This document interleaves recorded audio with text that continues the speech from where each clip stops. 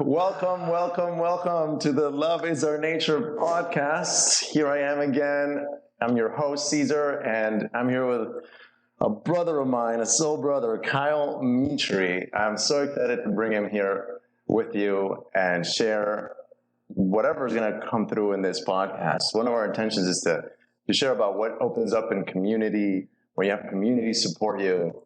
And Kyle is just a real soul brother of mine. We met by chance completely at a zoo by Nasara at an event and just hit it off. It was like instant brotherhood. I posted about this on Instagram a couple of times, I think, at this point, where I had no idea where I was. I went to this event because I got a ticket online because it sounded like fun. I didn't know anybody in Costa Rica. I drive an hour and a half down. I walk up to the first group of strangers I see that look kind of cool, and Kyle was like, "Welcome to the family." Dude, that was beautiful. I always get reminded of that moment, and more or less how open you were to be received. And I think that was why it was just like, "Hey, brother, welcome to the family." Yeah, that was a special moment indeed. And I met you and Darren and Tish all on the same day, right? Tish and Darren, who've both been on the podcast. Darren episode 8, Tish episode 10. So now here you are. So I'm going to let Kyle introduce himself. I can't do justice to an introduction on my own. So Kyle, welcome to the Love is Our Nature podcast. Thank you for being here. Absolutely. So please tell people a bit about who you are. Well, on my journey the last 10 years that I've been in Costa Rica, I've dipped into a lot of different modalities of healing and connection. And right now I'm in a space of conscious community building. So in terms of real estate, I'm helping people find and create points of where they can sink into communities here and help to build them consciously and sustainably. As well as I'm a men's group facilitator. I run men's coaching, men's retreats as well. And I'm also into relationship building, relationship coaching. And this is part of kind of the greater whole to bring conscious awareness, community, communication to the masses. Mm-hmm. Yeah, amazing. That was just a little bit about Kyomitri. You'll get to know much more by the end of this episode. Yes. One of the things I've been wanting to ask you that I waited until now to ask you, really, when I asked you when I met you, you were like, "I do conscious real estate." Yeah. I had no idea what that meant. Do you still do conscious real estate? And can you tell us what the heck conscious real estate is? So I'll give you a basic background. I mean, I've entered real estate in the last 6 to 8 months. And I've always loved real estate. Yeah. Because it's tangible. Yeah. But how I saw it going and how I saw it being done is very just unconscious of, buy something for one, sell it for two. So conscious real estate to me was the sense of what impact am I doing and giving back by helping people find real estate, helping people find communities. How are we integrating and educating people in terms of learning how to navigate into a community, how to give back? What are you doing to give back to your community when you purchase a piece of property? Are you integrating? Are you giving some of your skill sets? Are you donating towards causes within the community? There's this understanding that for me, it's a way of how are we making our impact and how are we showing up within our immediate community. And to me, it's our immediate community, not far and wide. To me, your energy needs to be dispersed where you're at. I think that's most important. Okay. And can you give us like an example or like an inside look of what that actually looks like in a practical sense? For sure. So I'm having a project now where we are some investors have bought a big piece of land. And now what we're going to go through is, subdividing, turning it into more of like a sustainable eco-based system where we will have platforms that people can buy into. And then we'll have a filtering process of basically like, hey, listen, we're going to work within the land. We're going to be built sustainable materials. We're going to be, working with upcycling kind of conscious awareness. We're going to be learning to give, feedback, support, and aid to those around us, especially the community that surrounds us, the local community. So there's all these initiatives that as you come in, we're going to educate you and basically filter in if this is right for you or not. Because we want you to come in going, hey, you're not just buying a piece of land, building a big wall or 5-story building. Yeah. It's, no, you're building on 10 to 15% of your land. You're using 20 or 30% of your land to reforest. And then from there, we're going to have community-based aspects where it's, okay, well, how are you showing up in your community? How are you giving back some of your expertise? Are you donating to any causes that are uplifting the community? And how are you integrating the local community in your community? Instead of just hiring people and going, oh, well, you're going to clean my house, you're going to cook my food. That's it. How are we integrating and educating and actually uplifting our surrounding environment? You know? So that to me is like conscious real estate. Is how we're uplifting everyone and supporting them together and not just, again, creating this hierarchy of needs of, well, I'm here with money, you're here with, giving me what I need. And then you're going to leave my house and I'm never going to talk to you again. That's zero integration. Right. Wow. Which is to me a big problem. Zero integration. So now with this new concept of building community, we want to create this amazing dynamic of workflow, but we also want to understand that we're within another culture. It's a Spanish culture. It's a Costa Rican culture, and it's very, beautiful and dynamic, but we've also got to uplift the surrounding area and not just throw money at it and hope it feels good. Gotcha. Because again, it pushes the local community further away. Right. So this is the concepts that we're trying to bring, especially within Nosara, that I'm trying to bring within my own community. Yeah. Okay. Yeah, definitely. So you find the land yourself, and then you get investors. Yeah, exactly. Okay. So with this potential project I have now, I was approached by 3 people, 3 investors that bought a big piece of land. And they're basically in the beginning phases now of just creating, planners, the separations of the lands, how that's going to look like, just the basic logistics. And then we're going to create the filtering process of, educating people as they come in, because we want to be super specific. With like, hey, dude, this isn't going to be your 5th house. Right. And you're just going to throw money at it. And Like, this is generally going to be your primary residence. You don't have to be here for like a whole year, but it needs to be more or less your primary residence. So you actually show up in the community. This is the goal. Gotcha. So you're not just, throwing people there and just creating this party community. It's the last thing we want. I see. How did you get into conscious real estate? How did you even learn about this whole concept? I love community. It's always been part of my gig, my vibe, my soul. I've always loved real estate, and prior to that, I was, running juice bars, and I was doing retreats with women primarily through, trauma healing, and I was doing a whole bunch of other things prior to this. But I always loved real estate to watch things start buying a piece of land and getting built up, and living in the jungle where I live, where I'm surrounded by so much nature and all these incredible animals, from dusk till dawn, but just screeching in the morning, which is so beautiful to wake up to. This idea of, well, how am I building now within the land?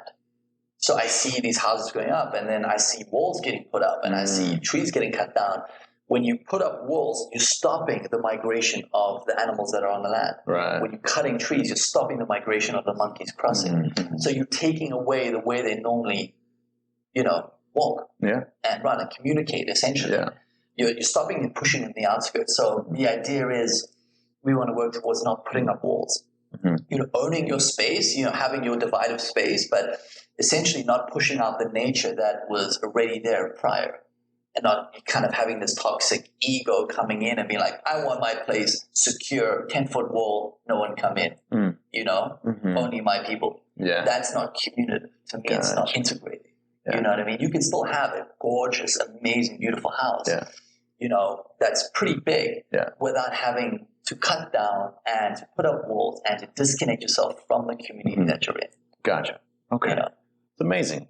And another thing that will come up is people will be like, oh, but what about security? And what about this? And of course, there's going to be things with that of, there is always a bit of, petty theft and so on and so forth. And then you can actually hire, locals to look after your space, and give someone a job, give someone money and create that beautiful connection with that person as well, while creating a sense of security for the land or your family who's coming in and stuff like this. Right. Because that will That's be a question awesome. that will always come up. Is what about security? What about this? And Right. Yeah, it's yeah. always an intermediary option. That's perfect. There are a lot of people that would love some work here in this country that could really use it. Yeah. You know, so yeah, and we come from other Western countries like the United States or South Africa yourself, and people that come with certain means. Yeah, we have the means to be able to support the other Easily. local community members that way, for sure. And that's part of what you do. Is that like your main gig now? Because you also do relationship coaching, right? So is it about 50-50 or how is... So again, I'm also starting my men's coaching practice. Okay. So, on top of that, relationship coaching is within that. And then it's actually just expanding as well. So you do relationship coaching for men instead of your men's group training? Yeah. And I also take on women as well, actually. Okay. But my main focus and priority right now would be my kind of conscious real estate and my men's coaching practice, which I'm in the process of building my 3-month program. Okay, great. Yeah. So you mentioned you used to work in trauma healing. Oh, you said it was particularly for women? For women. So I have the beautiful way that started was with one of my sisters, Tanya. Uh-huh. And she wanted to bring a set of her woman down from Canada and run a beautiful retreat, keep it nice and light, do a couple workshops of just some, circle healing, just very simple stuff. Yeah. And she was like, we got together and we became super tight, and she was like, look, I really love your energy. I know you've done kind of retreats prior to this. Would you be interested in running a retreat with me? And it'll just be all women. And I'm like, well, I'm super comfortable with women. I've always kind of coached women around that, around, nutrition, eating, life coaching in a way. And she said, hey, look, we're going to do a couple of, really easy workshops, keep it simple and just see where that goes. And I was like, I would love that. Let's take it and let's see it, run with it. And then, so she would bring her essential crew that she had based on what she did back in Canada. Because also she had a modality of healing and she was also in Pilates and so on. Oh, nice. So she would bring down these incredible, beautiful souls that would just drop in, and we would put them in about a week retreat. And we would make it as rustic as possible, take them from their, beautiful luxury and put them like 3 women in a room on a single bed, basically to break away from luxury so they could do a bit of the work. Wow. But what ended up happening was we created such shifts and created such safe space where a lot of these women could relate to us and open up very quickly about heavy trauma that was happening. Yeah. From previous things that happened in their life, and basically having a space to talk about it, let it go and process it. And then have other women to relate to. And also have this essentially kind of divine masculine, which is basically a container of a man who can hold space and hold that without judgment and just absolute love and compassion, which is very new for women, being able to talk about such intimate details in front of a younger man who can hold that space. Yeah. And it was breakthrough stuff. Yes. It was just, we created space for that, and it just grew. These women would have these awakenings and drop in so quickly. We were like, holy shit, we're creating some real huge shifts here. So we realized very quick, okay, we got to have like 2 or 3 days for integration. Right. Because we were having such huge shifts with these women. So then it was like, okay, whoa, let's slow down a little bit, work on how to, show and hold space for that integration, create support systems and flow for them that they could tap into when they went back. So it wasn't like, oh my God, I feel amazing, I'm divorcing my husband and I'm out. Yeah. We were like, just slow down, just a little bit. Yeah. And, take space for that. And, I'm also very, let's just speak, pro-love, but also pro-divorce if it needs to happen. That's a shift into independence and awareness and sovereignty again, So we had this incredible move towards, our woman going through some heavy movements into healing and being able to cater and support to that. So, and it's been absolutely incredible. Amazing. Yeah. Okay, so that's where you had done your trauma healing for women. All right, so here's what I want to know. How did you become Kyle Mitri? Where did this guy come from? Where did you Where did you get trained? I mean, it's clear. I have seen you hold space for people, for women and men, and particularly women. And it's just this beautiful space that you bring where it's absolute safety, right? And people can just be with you, and you're just a container to allow whatever needs to flow. And it's a beautiful thing, right? That's not, people don't come out of the womb like that. I don't think. So, yeah. So where did Kyomitri come from? I want to hear it. Dude, that's a great question. I've never been asked it in that way before. Uh-huh. But it came from my trauma. As a kid, I was, let's just say a normal kid growing up until like 9. Sports, I was fine at school. Everything was like, cool and flowy and fine. Yeah. And then when I was 10, I don't know what happened. Something happened which I can't, meditate back to. I'm not really sure what that was, but I had like a 180 where I started just becoming worse at school, depressed, hating life, super insecure, just fucking angry. And, there's been many ways of, I've had friends and mentors say like maybe it was a soul contract switch, maybe it was, more on the spiritual side, but something happened maybe that was traumatic that I can't reconnect with. And I've tried, but I've kind of just said, okay, well, I'm not meant to remember it, or I'm not meant to know about it, but I'm going to embrace what happens. And then, man, I went for, since I was 10, just super depressed and fucking angry and, dude, just catatonically not fitting into the shape that was my environment. That was the biggest thing. I was this, shaped object that was not able to fit into a square peg. You know what I mean? Yeah. And I feel like a lot of people living it had that, which is why they came here. And so I went through that from 10 to like 25, huge depression. When I was a kid, I was on Prozac, Epilim, and I was on like 20 tablets a day. And I was like numbed, out. 20 tablets a day. Easy, So it was like some serious depression, like clinically diagnosed. Yeah, this is the thing, because you don't know, and your parents don't know, and they trust, the medical field. From 10 to 25. Easy, yeah. And today I'm 35. You're 35. So that's a long time, 15 years. Yeah. What happened in those 15 years, and then like, what was the shift? What was the catalyst? Totally, man. So I'll shift. So basically 15 years of just, wanting to commit suicide all the time, having guns in my mouth consistently, just hurting myself all the time, just to try to feel something because I'm not fitting into where I'm at. And no one knows or can tell me what the fuck is going on.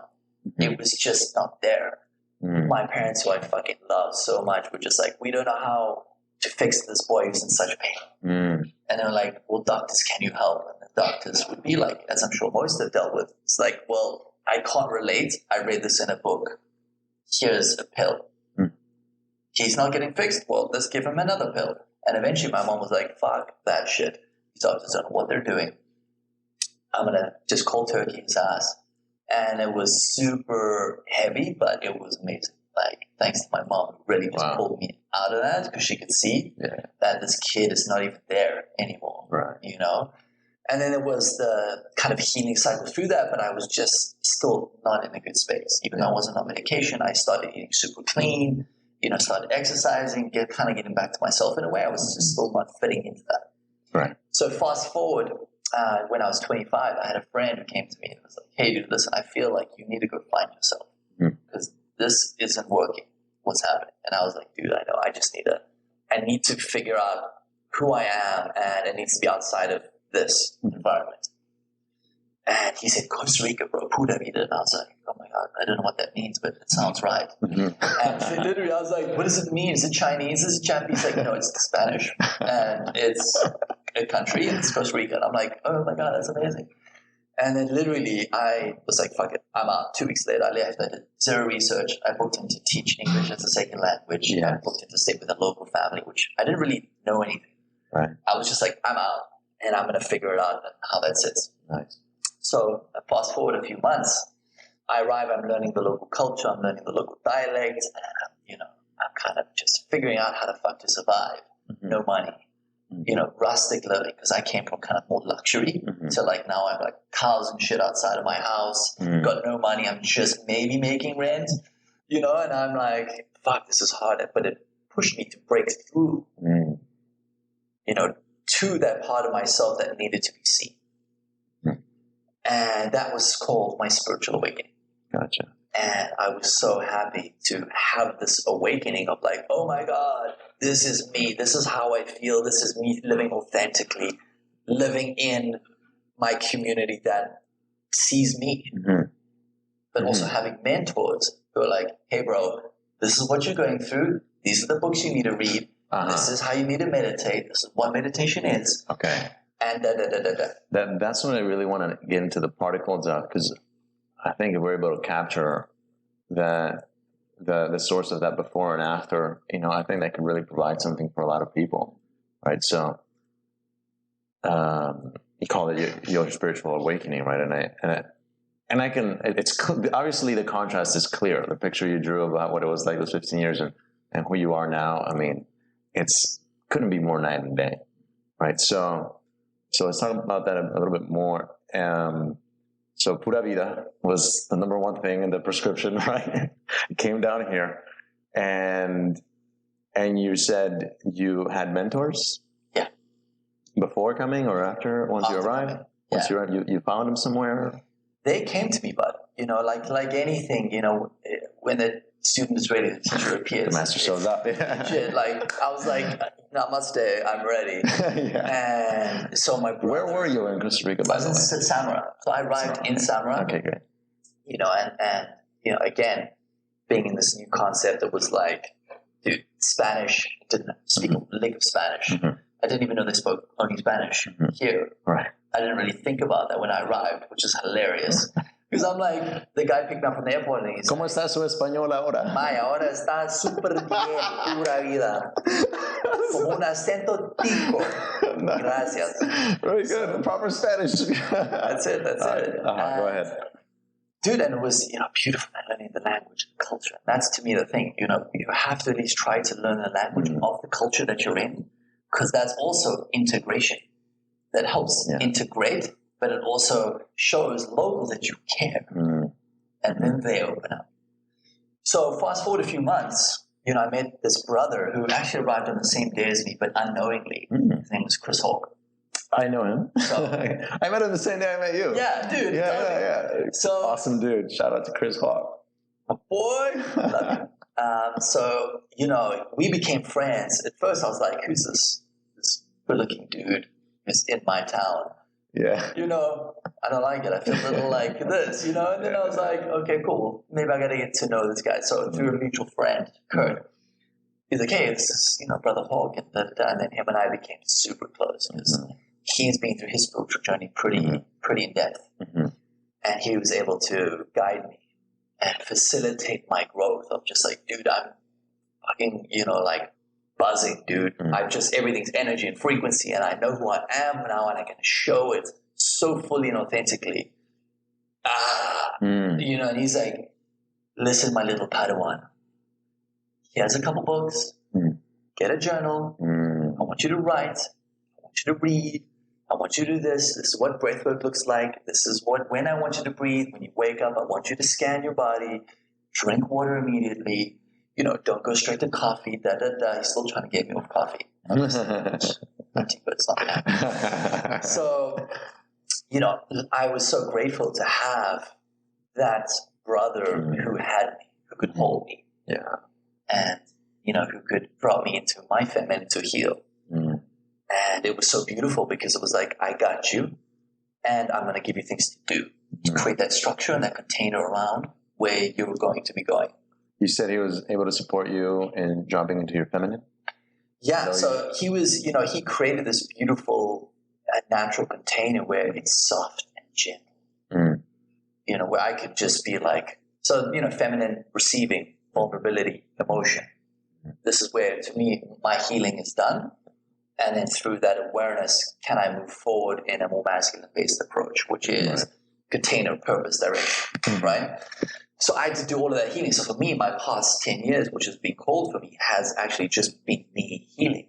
So going to the original question of how I became me is, man, like instead of building business, I've done, a bunch of small businesses and it's been great, but I've spent the majority of that energy, time, just healing parts of myself, past, present, and future. Just focused on things that are coming up that I need to work through, focused on pain that comes up that I didn't know I had, that I'm releasing through my own practice and my own tools. So it's just been a consistent learning curve of healing and then integrating and implementing into, I learned this has just come up. How am I going to implement this now with steps so I can consistently keep this as a routine in my life? Isn't it interesting that as we heal, we all of a sudden, the things that we're up to, our vocation, our work, it starts to, our perception really begins to shift as to like wanting to do things that are more in alignment with what we're starting to see in ourselves instead of through healing. Yeah. And this is the work. So the work in my, experience goes, you have the feminine, this is what we just talked about, the receiving, the healing, and so on. And then you have the masculine, which is the doing. So to me, you've got to get into that state of healing, which is why a lot of men right now are in this state of, oh my God, I'm vulnerable, I'm tender, I don't really have directional purpose, and I don't know what the fuck I'm doing. But that needs to happen in order to sink into this. Yeah, I don't know what's going on because I need to do some healing. I need to break down that old masculine structure that is not serving me or society. So once that healing gets done and you're like, oh my God, like I know who I am. I know, the patterns that came up because of my father and his father through this hierarchy, this patriarchal system that we grew up with, which is like dominating women and treating everyone like shit. I got to win, you got to lose. And you're not allowed to cry. And Totally. Don't be a little girl. Face all right. And fucking keep going. Yeah. And provide. And you're like, but I'm in pain and I'm vulnerable and tender as fuck and I just want to cry. Yeah, we weren't allowed to do that. Now we're in the system where I'm having conversations with brothers going, man, isn't it amazing to cry? Sitting with sisters and going, hey, I'm holding space for you guys and feeling like you can sink into, talking about your periods and your moon cycles and being able as a conscious man to sit here and hold space for you and have these conversations and not hide away from them. Yeah. And through all of this work, now I can actually go, now I can get into my masculine and essentially step into my correct. Right? My purpose, my life's purpose going, I'm not now just heading in my masculine, working 20 hours a day because I think I need to provide, or that is what success is to me. It's now, I know what my dharma is because I've done the healing and the work. Now that I take this initiative forward in my masculine to the doing, am I aware of what I'm doing? Now I'm conscious of what I'm doing. Yeah. So when I'm doing something, what is my impact? Am I hurting nature? Yes. Am I hurting women by just going forward? Am I hurting people around me? Yeah. The last thing I want to do is make someone in real estate or in relationship feel like they're in pain, like they're hurting. Yeah. So it takes work, it takes practice, it comes back and forth, but this is the kind of the healing modality that I try to work through and towards. Yes. Providing first that container of safety, that container of it's okay to feel your feelings. In fact, be encouraged to feel 100%. And stuff. Yeah. And desire. It's not just the pain, it's also desire. Yeah. So this goes and bridges, if we move into a little bit of a relationship style. Is can your woman talk about a cycle in front of you? She should be able to talk about her period and her cycle in front of you. Because we have it, it's natural. We want to be supported. We don't want to hide it. I had a friend the other day was like, she was on her cycle and she was kind of running around the corner because she started flowing. And then, she came back and realized, oh, wow, I forgot, I feel so safe with you guys. I can tell you that I need support right now. And knowing that men can hold and go, hey, what do you need? I got you. You need me to go buy something or you need me to go get your diva cup or whatever that looks like. I got you. It's beautiful and it's natural. And it works into desire as well. What conversations are you having with your partners? Are you telling them that you love certain aspects of wanting to bring in other people. You want to be just more open. You want to try new things and not feeling like, oh my God, if I tell my partner to tie me up, will he resent me? Or will she resent me? So what conversations are we having that are moving into authenticity? Right. To know that you're being held in that. Yeah. Amazing. Yeah. Jeez, we can do like 5 episodes. I know.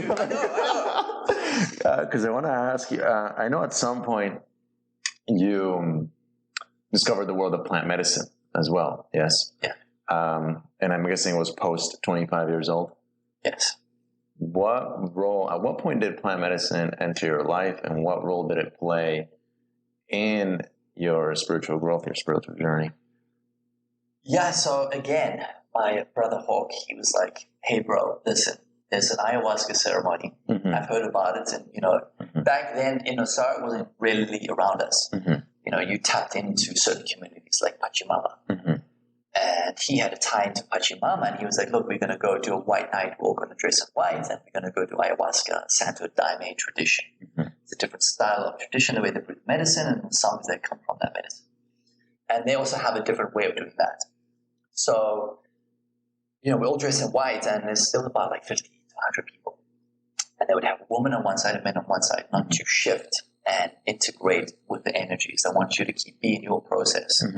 And not feel like it's integrating or you're thinking too much, which is a very smart, actually, way of doing medicine. To just be in your process and not be thinking about, oh, woman's next to me, she's so gorgeous. Oh my God, I'm feeling so much. It's keeping it here.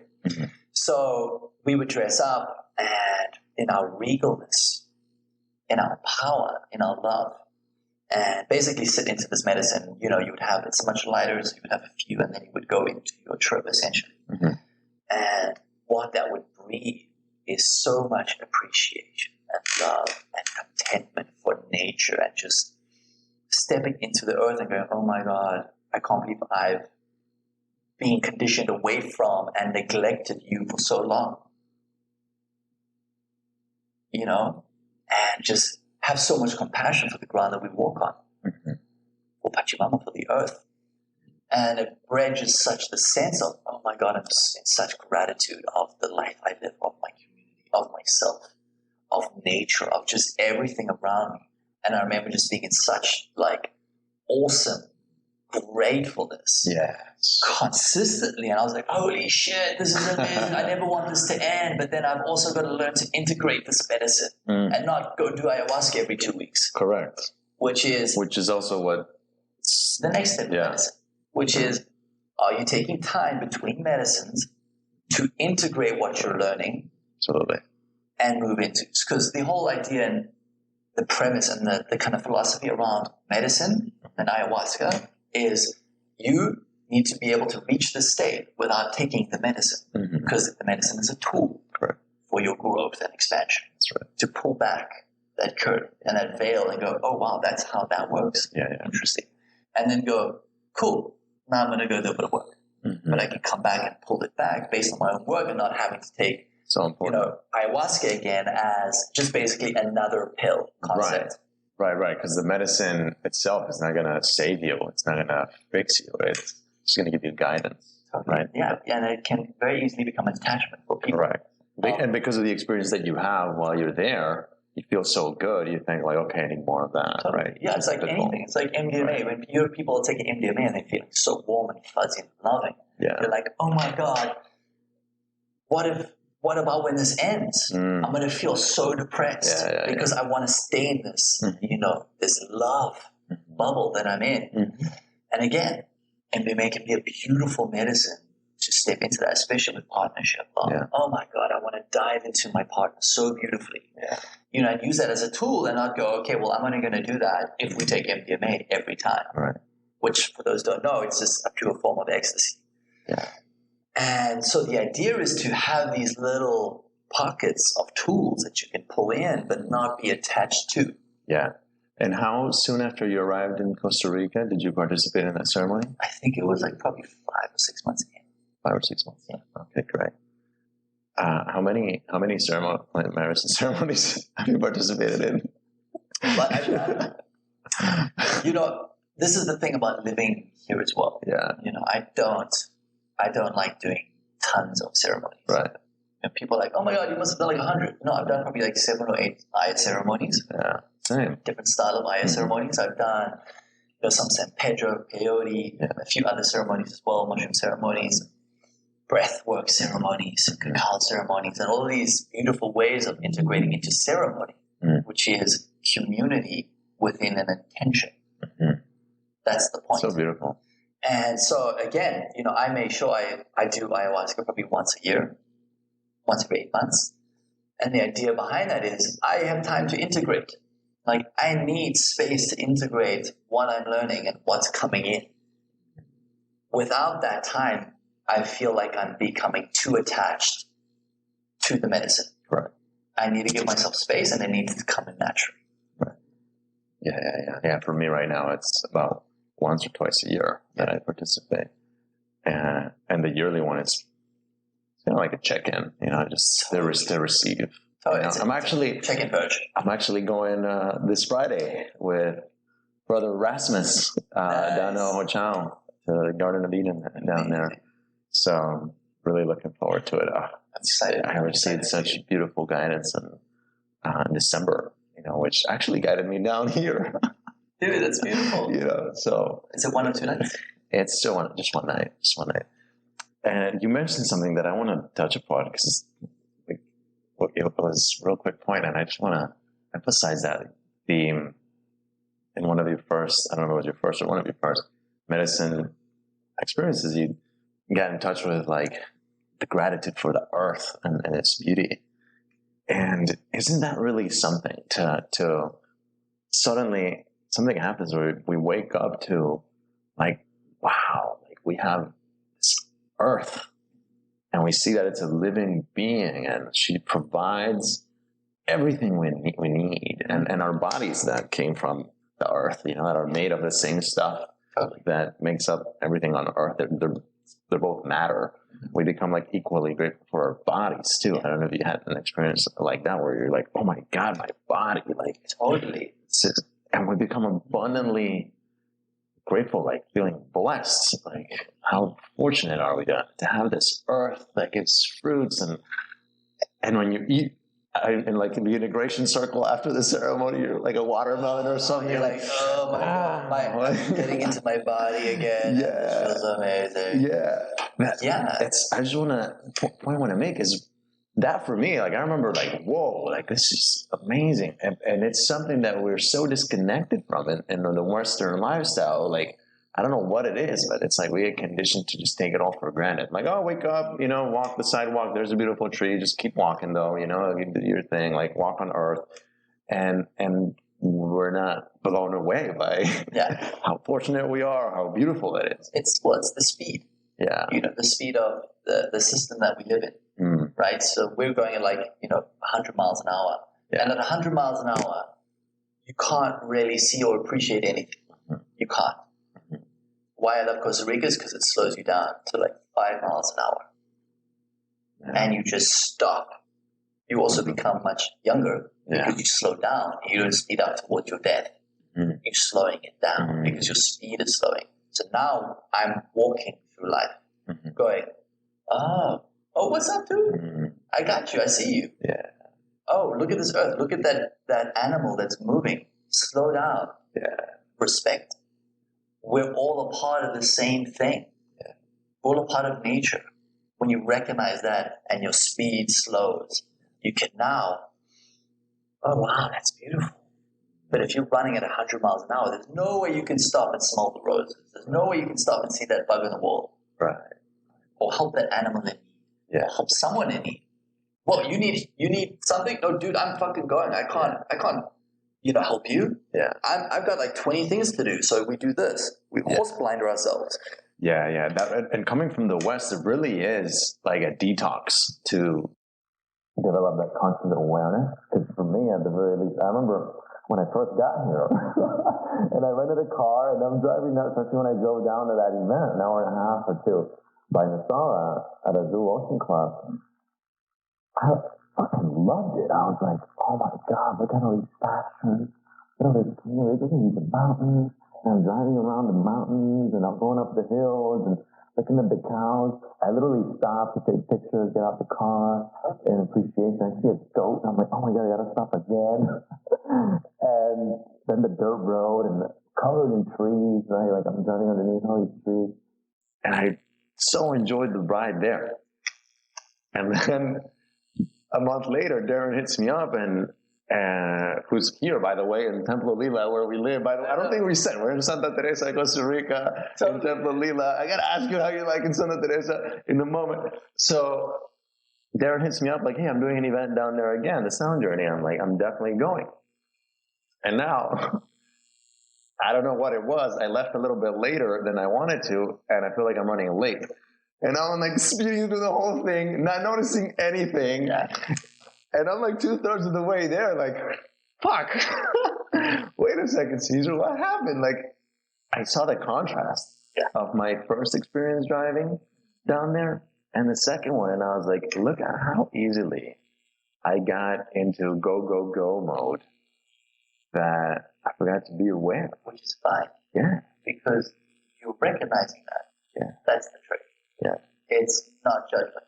It's, oh shit, I went back into that old pattern pretty quickly. Yeah. As soon as you recognize it, you're taking away its energy. Immediately. Yeah. And that's the idea. Is, yes, we condition, and our matrix system back home makes us go in this and work towards our death so quickly. And that's unfortunately the program and the conditioning that we have. Yeah. You know, and us lucky ones who get to break out of that by choice. Yeah. Basically are in a space of, okay, now I'm aware of that life that I used to live. And sometimes those patterns come up of, oh shit, like I'm working 48, 50, 60-hour weeks now, whereas before I was like in 10-hour weeks. Yeah. And it's a recognition of, okay, cool. When things get going or when shit hits the fan, I sometimes revert back to old patterns. Yeah. But then I'm aware, and then I come back. Right. So I veer off and then just come back on my alignment. And then I veer off, and it's okay. Because I don't mind those little veer offs. It's like an ebb and flow. Right. Gives me perspective. Right. Of just, okay, cool. I'm just back on. I'm not going to judge myself. Right. These are things that happen. I'm in this human body too. Yeah. That means giving yourself space to fuck up and make mistakes. Yeah. You know, allowance is huge. Guilt is a killer. Correct.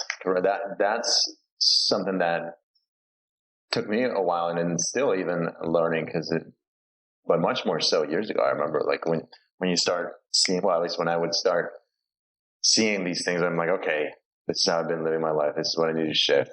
Then every time I would catch it, I'd have like this bit of resentment, like, oh my God, I'm still doing that thing. Like, oh, there I go doing that again.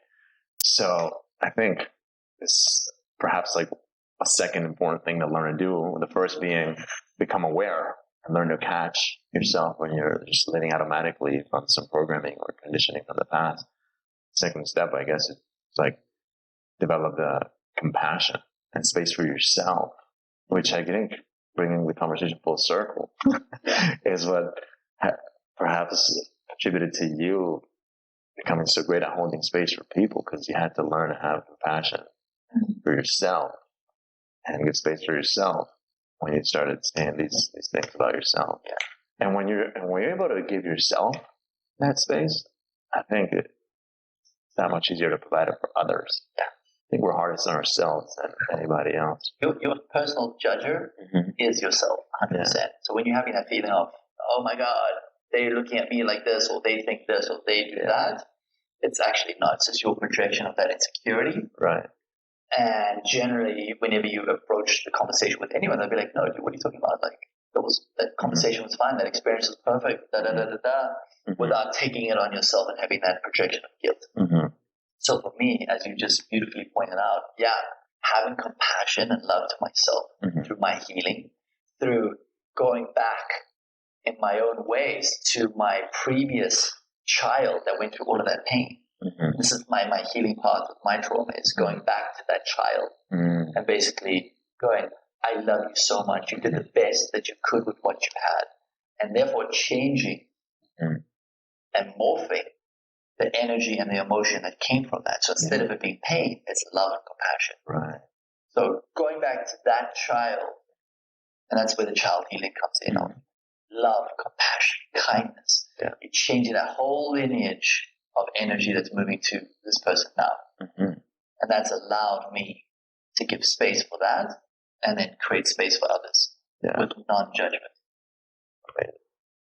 Good stuff. So that's how Kyomitri became Kyomitri. So good, man. We can go on and on about this, the whole inner healing journey and the inner child. I actually met like my inner child. I mean, we're getting used to the language now, right? Like in December of 2020, I always related to inner child like some concept, like, oh, man, that's how you use a distinction, or that's how you refer to something about yourself. But in my ayahuasca ceremony at the end of the year of 2020, after having this consultation with the Akashic record reader, I think I told you, my first ever Akashic record reading, which coincidentally I ended up in, she recommended, like, stop trying to understand everything. When you're in ceremony, put one hand on your heart, one hand on the earth, say, I don't want to understand, I want to heal. Yeah. And I went in that ceremony with a different intention, to allow whatever aspect of myself I had suppressed or not given space to rise and give it love and healing. Sure enough, dude, within the first 20 minutes of that ceremony, there's this 4-year-old kid right in front of me, like crying down on the floor, like in fetal position, sitting down. And I was like, wow. I just went up to him and I'm like, sorry you've been crying on your own this whole time. I'm here now, I'll cry with you. We just cried it out for like 10 minutes. So then I was like, I'm coming back, but I gotta go because other people sure need to use the bathroom too. Yeah, man, it was a whole journey, and I talk more about that journey in other podcasts, as well. So, it's a wonderful thing that it developed that awareness, that compassion for yourself, that being able to distinguish and catch yourself when you're just living automatically. Yeah. I find that a tool for that, perhaps you can share yours too, like to notice when we're not living consciously or aware at the moment, the here and now, which I think is what spirituality all goes back to. It's living in the here and now. Yes. For me, it's been the breath, like noticing, being aware of your breath, right? And I mean, there's all kinds of health benefits to breathing deeply, right, all the way down to your belly, like belly breathing versus just shallow chest breathing. And I'm initiated in Kriya Yoga, so I would visit the ashram regularly in Homestead, Florida. And one of the monks there, he would say, breath is like a child. When you don't watch him, he's doing whatever he wants. He doesn't behave. But the moment you watch him, he behaves. It's true. The moment you observe your breath, all of a sudden you can go like, oh my God, I'm breathing so shallow. And then you can notice and start breathing deeper. Observation. Power of observation. Yes. Brings you present. Yeah. And I love that because I'm huge into breath as well. And when you hug someone, syncing your breath. Mm-hmm. When you eye gazing, syncing your breath. Mm-hmm. Of this. Mm-hmm. You're aligning and you're dropping it. Mm-hmm. And it's such a beautiful tool to really sink into this physical body, but to again slow yourself down. Because you can't be going at 100 miles an hour and then going, oh, I'm focused on my breath. And it slows you down. It's a mindfulness practice, which is so big. Yeah. And there's beautiful ways and techniques to make it more consistent. You can have an elastic, or a little reminders on your phone that, every 3 hours you get a little thing saying to breathe. Mm-hmm. And then, okay, take maybe 3 big breaths. Yeah. And then do that, and that will become constant. That's, again, implementation. Yeah. So it's easy to talk about. But when you go through it now, how am I implementing all of this knowledge? Yeah. Which is huge. Yeah. That's how within this body we can create rituals and routines that consistently apply the knowledge that we learn. Mm-hmm. You know what I mean? Yeah. So I'm really stoked. It's beautiful. Yeah. Awesome. So I met you and Tish the same day. When did you meet Tish? You're both from South Africa. You two had the most beautiful friendship or bond. At first, I couldn't figure out what it was because I'm like, are they partners? Obviously, like my brain's always trying to figure out, right? Totally. And it's just, we've got some beautiful people down here, you know, and meeting you and Tish was such a gift. When did you meet Tish? And like, I met her in my friend's apartment in Osaka, Kenya. And I met her. She was friends with also Hope. Mm-hmm. And she was, you know, her and I immediately, you know, open souls connected. We're like, oh my God, like I had a partner at the time, so we weren't connecting in that way, but it was like, oh, I know you, I see you, you know, this is recognition of you're my people, you know what I mean? And she was South African, which I found out kind of briefly afterwards. Yeah. And it was just this, it was so open and loving, and we're both super heart open. So it was very easy to just go, oh my God, you're my people. Yeah. And we So became cool. like this very quick, and we've just stayed in touch since. And, you know, I love that human so much. Yeah, me too. Big shout out to Tish. I love you, Tish. If you haven't heard episode 10, go hear it. She's fantastic. And real quick, before we wrap up, I wanted to ask you. So you coach people in relationships, right? Like their romantic relationships. Yes. And Which I'm sure people get branches out. Okay, of course. I'm sure people wonder sometimes when they talk to you, like, well, you're not even in a relationship. How can you coach people in relationships? Totally. And I'm so happy you brought this up because we spoke about this.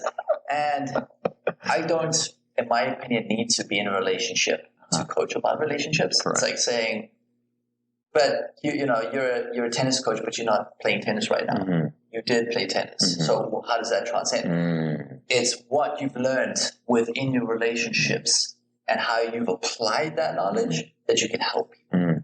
Because everyone learns, but I took it as, oh wow, I love this information. I went through so much in my previous relationship of conscious communication, awareness, space holding, you know, going into depth into some really deep stuff. Yeah.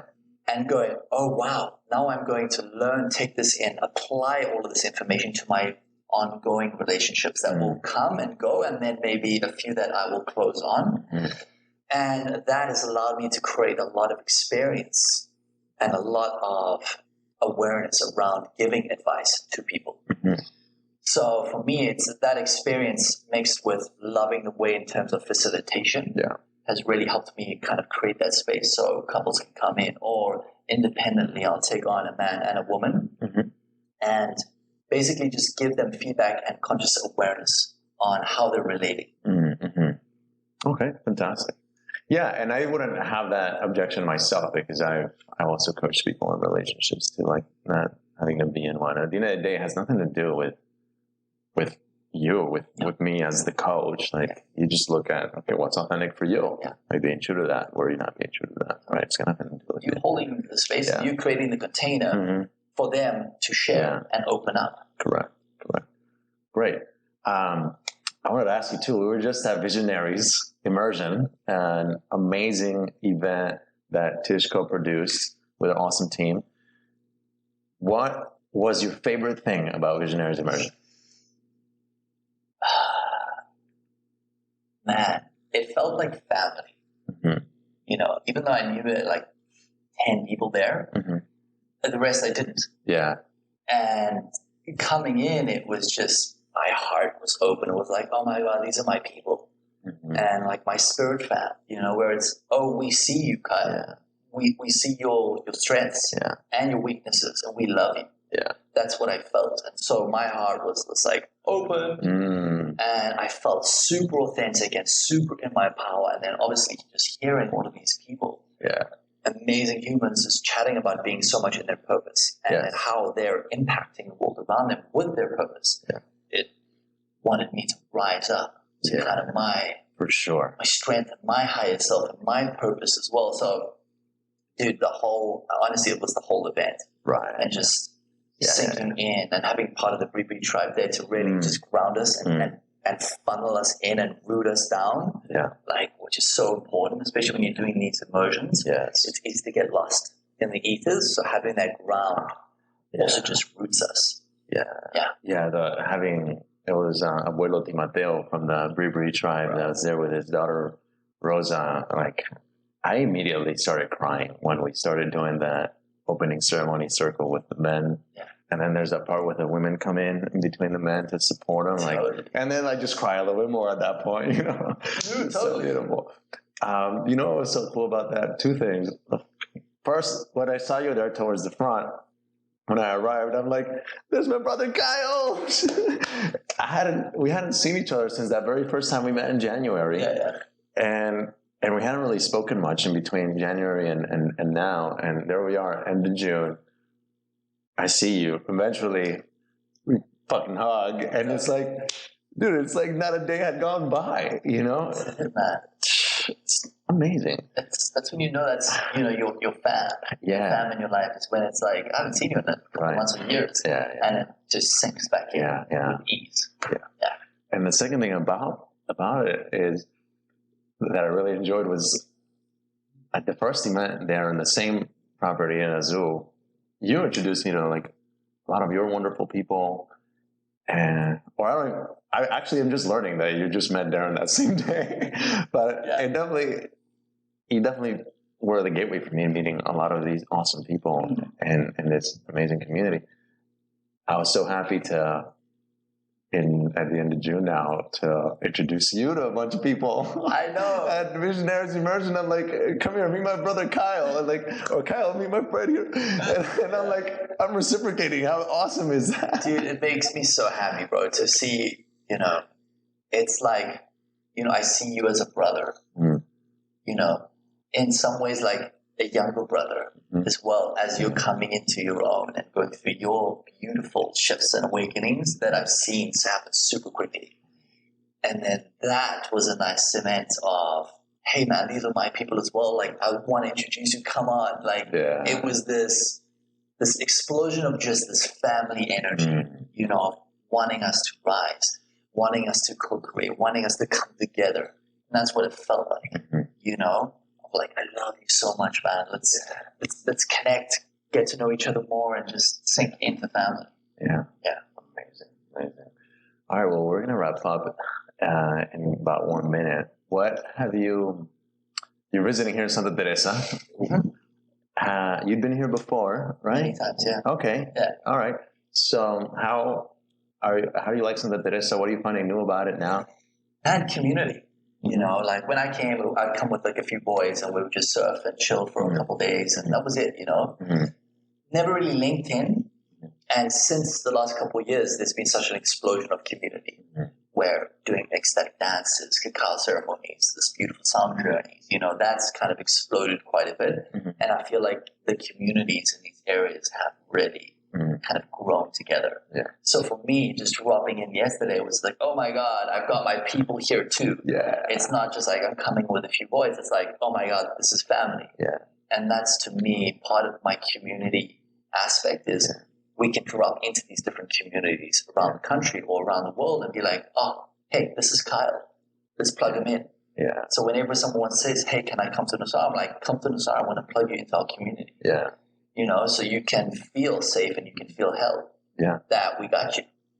Yeah. You know what's so incredible to me is, so I've been here in Santa Teresa for about 2.5 months now, and I didn't know anybody other than Darren when I came down to Santa Teresa. He's the one that suggested it. And I wanted to, one of my original intentions to come down to Costa Rica was to connect with some spiritual community, conscious community, whatever you want to call it. And here we hold events at our home here at Temple Lila. And it was so amazing to hear somebody say, after coming to one of our events, like, oh my God, I'd been in Santa Teresa for like 3 or 4 weeks.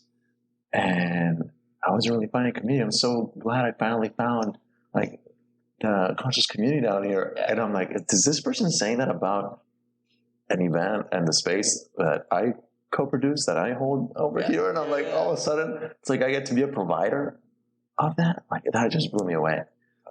It's a recognition. I was like, oh, we are living in the new earth, and we're a part of this beautiful way in which we're here, and we can help co-facilitate. And have people come in and be like, we got you. We're going to nurture you in. Feel safe. Exactly. All right, brother. Oh, this was fucking amazing. Absolutely. I love the shit out of you. And we're gonna have to do some more of these because we barely even spoke about Nasara, which you've been there 6 years just running the show in Nasara. Is there anything else you want to say to wrap up? Well, I think let's save it for the next podcast. I think we can kind of shift into this again at some point. Yeah. But just you are loved, you are cared for, you are provided for, and look for your people, look for your community whenever you can, and sink into that feeling. Amazing. All right, Kyle. Well, thank you for being a guest of the Love Is Our Nature podcast. Thank you for being somebody who embodies love as our nature. And thanks for being a brother of mine. Absolute pleasure, brother. Thank you for having me on. Yeah, man. Yeah, brother. Until next time. All right, everybody. Hope you enjoyed. Tune in again. Oh, if people want to get in touch with you, where do they find you? You can find me on Instagram at kyle.mitri, Mitri. And I also have my Facebook, Kyle Mitri. You can reach out at any time. Yeah. Okay. Well, there you have it. Tune in with Kyle, and we'll see you again in the next episode. Bye-bye.